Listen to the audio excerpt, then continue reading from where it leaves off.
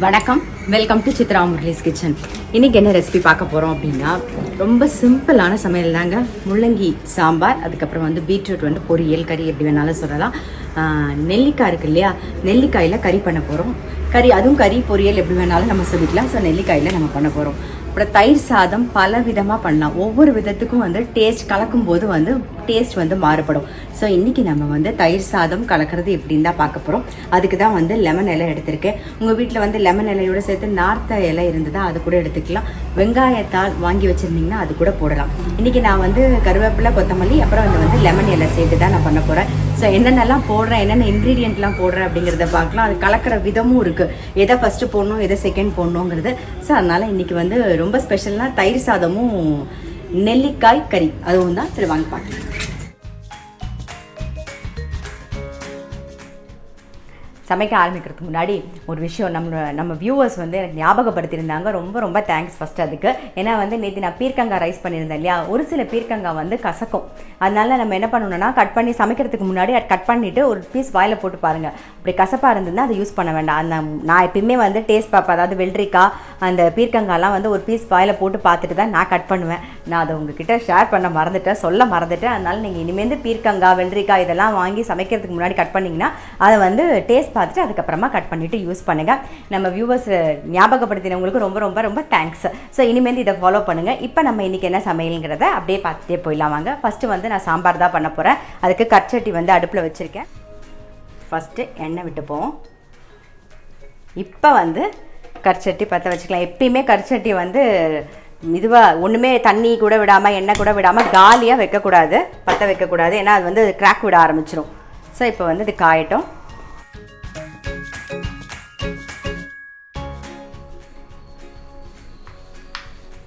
ஆக்சுவலாக பீர்க்கங்காய், வெள்ளரிக்காய் மட்டும் இல்லைங்க, நான் ஒரு வாட்டி வந்து புடலங்காய் பண்ணேன், அது கூட கசந்தது. ஸோ புடலங்காய் கசக்குங்கிறது எனக்கு அப்போ தான் தெரியும். ஏன்னா இவ்வளோ நாள் நான் பண்ணியிருக்கேன், எனக்கு அப்படி கசந்தது இல்லை. ஒரு நாள் ரொம்ப கசப்பாக இருந்தது.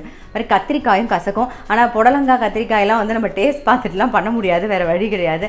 இப்போ நீங்கள் பாவக்காயெல்லாம் பண்ணிங்கன்னு வச்சுக்கோங்களேன், அதுக்கு வந்து கசப்பு வந்து அதோட தன்மை அது நல்லாயிருக்கும், நமக்கு பிடிக்கும். ஆனால் இந்த கசக்காத காய் கசக்கும் போது வந்து நம்மளால் சாப்பிட முடியாது. ஸோ அதெல்லாம் மட்டும் பார்த்து பண்ணுங்கள். இந்த பக்கம் கரிச்சட்டியில் எண்ணெய் விட்டுருந்தா தான் நல்லா காஞ்சிடுது.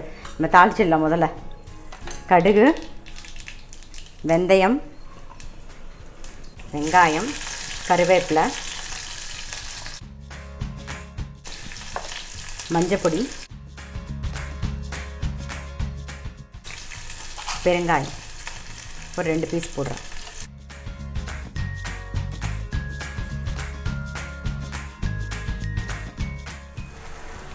சின்ன சைஸில் ஒரே ஒரு தக்காளி,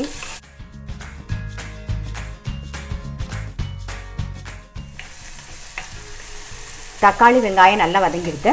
இப்போ வேக வச்ச முள்ளங்கியை சேர்த்துடலாம்.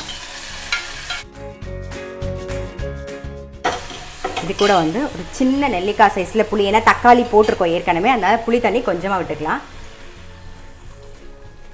சாம்பார் பொடி ஒரு 3 டீஸ்பூன் சாம்பார் பொடி. உங்களுடைய சாம்பார் பொடி எந்த அளவுக்கு காரம் இருக்குமோ அதுக்கு தகுந்த மாதிரி நீங்கள் பார்த்து போட்டுக்கோங்க.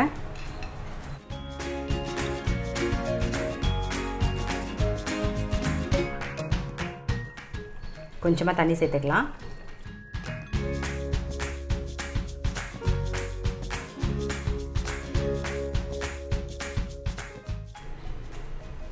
நெல்லிக்காய் வேக வச்சுருந்தோம் இல்லையா, ஸோ அதை வந்து நம்ம கட் பண்ணிக்கலாம். பாருங்கள் நல்லா வெந்துடுத்து பாருங்கள்.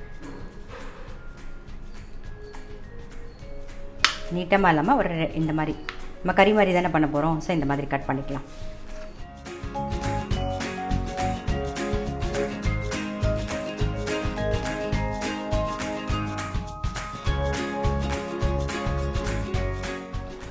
சாம்பார் பொடி, புளி தண்ணி சேர்ந்து நல்லா கொதிச்செடுத்து இப்போ வந்து வேக வச்ச துவரம்பருப்பு, இந்த கரண்டியில் 2 கரண்டி துவரம்பருப்பு எடுத்து வேக வச்சு ரெடியாக வச்சுருக்கேன். அதையும் சேர்த்துடலாம். இது கூட கொஞ்சம் வெல்லம், உப்பு எல்லாத்தையும் சேர்த்துருவோம். வெல்லம் எப்பயும் போல் ஆஸ் யூஷுவல் நான் எப்பயும் போடுறது தான். புளியோட எருப்பு எடுக்கிறதுக்காக நம்ம வந்து வெல்லம் சேர்க்குறோம். இப்போ உப்பு சேர்த்துடலாம். சேர்ந்து ஒரு கொதி, அவ்வளோதான். நம்மளுடைய முள்ளங்கி சாம்பார் ரெடி ஆகிடும். இந்த பக்கம் வந்து கடாய் வச்சுருக்கேன். அதில் ஒரே ஒரு ட்ராப் எண்ணெய் விட்டுருக்கேன். நம்ம வந்து இப்போது அது பேர் என்ன, நெல்லிக்காய் கறி தான் பண்ண போகிறோம். அதுக்கு வறுத்துக்க வேண்டிய சாமான் என்னென்னு பார்த்துடலாம். நெல்லிக்காய் கறிக்கு வறுத்துக்கலாம். நம்ம ஒரு சின்ன பீஸ் பெருங்காயம், அப்புறம் ஒரு 4 வரமிளகா, ஒரு அரை டீஸ்பூன் உளுத்தம்பருப்பு, இதை வறுத்துக்கலாம்.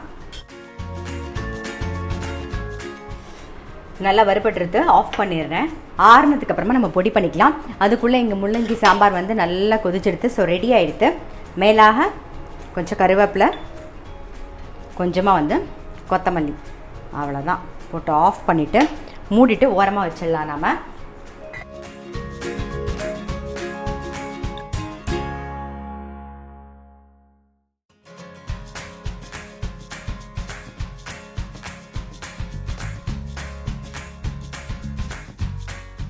நெல்லிக்காய் பொரியலுக்கு வறுத்த சாமான் வந்து நல்லா பொடி பண்ணி வந்துட்டோம். இங்கே பாருங்கள். இப்போ வந்து அடுப்பில் கடாய் வச்சுருக்கேன். இதில் வந்து நெய் 1 ஸ்பூன் விடுறேன். நான் வந்து நெய் 1 ஸ்பூன் விடுறேன். உங்களுக்கு நெய் வாசனை பிடிக்கல அப்படின்னா ஆக்சுவலாக அது நெய்யில் தான் பண்ணணும். நெய் 1 ஸ்பூன் விடுறேன். உங்களுக்கு அந்த வாசனை பிடிக்கலன்னா நல்லெண்ணெய் வந்து விட்டுக்கலாம். கடுகு, உளுத்தம்பருப்பு, அப்புறம் சீரகம். நெல்லிக்காய் வந்து நம்ம வந்து வேக வச்சுட்டு கட் பண்ணி ரெடியாக எடுத்து வச்சுருக்கோம். ஸோ இது கடுகு வெடிச்சதுக்கப்புறமா இதெல்லாம் அப்படியே ஒன்று ஒன்றா என்னென்ன சேர்க்குறதுன்னு சொல்கிறேன். இது நல்லா டேஸ்ட்டாக இருக்குங்க. தயிர் சாத்துக்கு, சாம்பார் சாத்துக்குலாம் தொட்டுக்கிறதுக்கும் செம்மையாக இருக்கும். ஒரே ஒரு வரமிளகா, கொஞ்சம் கருவேப்பிலை,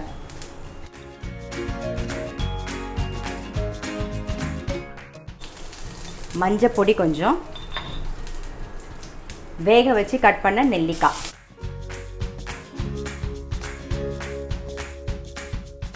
இன்னும் உப்பு சேர்க்கல. நாம் உப்பு இப்போ சேர்த்துடலாம்.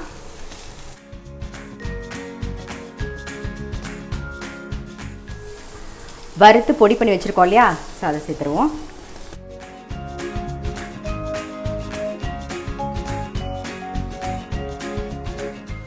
கொஞ்சம் தேங்காய் சேர்த்துக்கலாம். பெருங்காய பொடி, கொஞ்சம் கொத்தமல்லி, அவ்வளோதான்.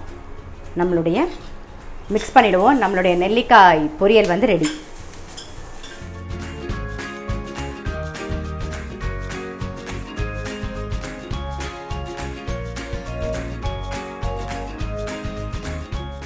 இப்போ அடுத்தது நம்ம வந்து தயிர் சாதம் எப்படி கலக்கிறதுன்னு பார்க்க போகிறோம்.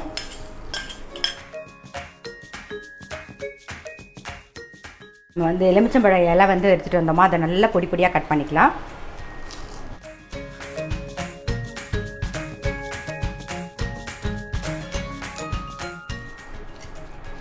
இப்போ வந்து நம்ம தயிர் சாதம் கலந்துக்கலாம். நம்ம இந்த நெல்லிக்காய் பொரியல் வந்து தயிர் சாதம், சாம்பார் சாதத்துக்கு ரொம்ப நல்லாயிருக்குங்க, டேஸ்ட்டாக இருக்கும். ஸோ இப்போ வந்து சாதம் நல்லா மசிச்சுட்டோம். சுக்கு பொடி சேர்த்துக்கலாம் கொஞ்சோண்டு, ஒரு அரை டீஸ்பூன் சேர்க்குறேன். நீங்கள் அந்த சாதத்துக்கு தகுந்த மாதிரி சேர்த்துக்கோங்க. அது அப்புறம் வெண்ணெய், நல்லா 1 டேபிள் ஸ்பூன் வெண்ணெய் சேர்த்து நல்லா மிக்ஸ் பண்ணிவிடுவோம். ஃபஸ்ட்டு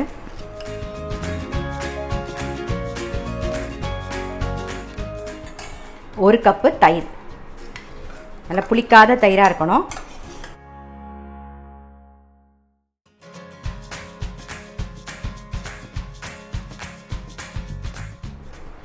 பொடி பொடியாக கட் பண்ண இஞ்சி, கொஞ்சம் கருவேப்பிலை, கட் பண்ணி வச்சுருக்கிற எலுமிச்சம்பழ இலை, கொத்தமல்லி கொஞ்சமாக சேர்த்து இப்போ இதை நல்லா மிக்ஸ் பண்ணிப்போம்.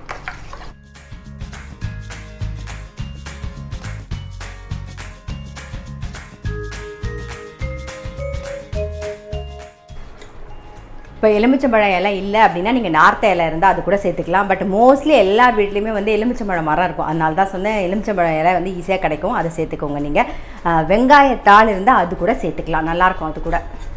இப்போ வந்து இதில் கடுகு, பெருங்காயம் மட்டும் தாளிச்சிருவோம்.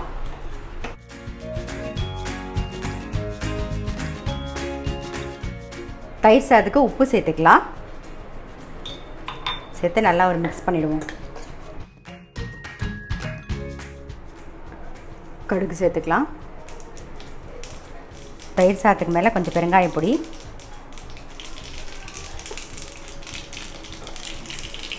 அப்படியே அந்த சூடோடு அந்த பெருங்காயத்து மேலே விட்டுருங்க, அவ்வளோதான்.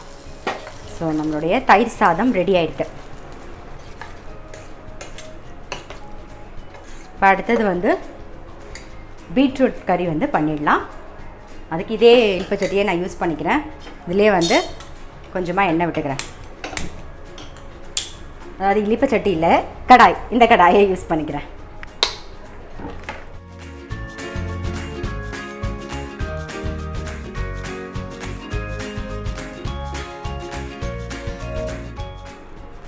எண்ணெய் காஞ்சிடுத்து. கடுகு, உளுத்தம்பருப்பு, கொஞ்சோண்டு சோம்பு, கருவேப்பிலை, மஞ்சப்பொடி,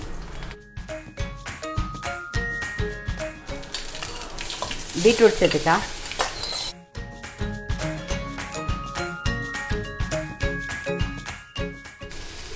கொஞ்சம் உப்பு சேர்த்துப்போம்.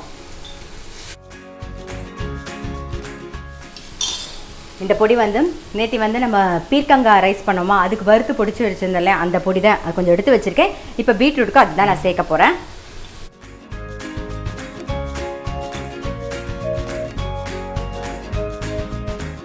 இந்த பீட்ரூட் கறியும் ரெடி ஆகிடுது. மேலாக கொத்தமல்லி மட்டும் போட்டுடலாம். ஆஃப் பண்ணிவிடுவோம்.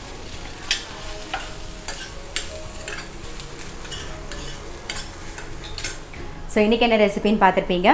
முள்ளங்கி சாம்பார், பீட்ரூட் கறி, அப்புறம் நெல்லிக்காய் பொரியல், தயிர் சாதம். நான் சொன்ன மாதிரியே இந்த தயிர் சாதம் இப்படியே இதே ப்ரொசீஜரில் பிசைஞ்சு பாருங்கள். டேஸ்ட் கண்டிப்பாக மாறுபடும்.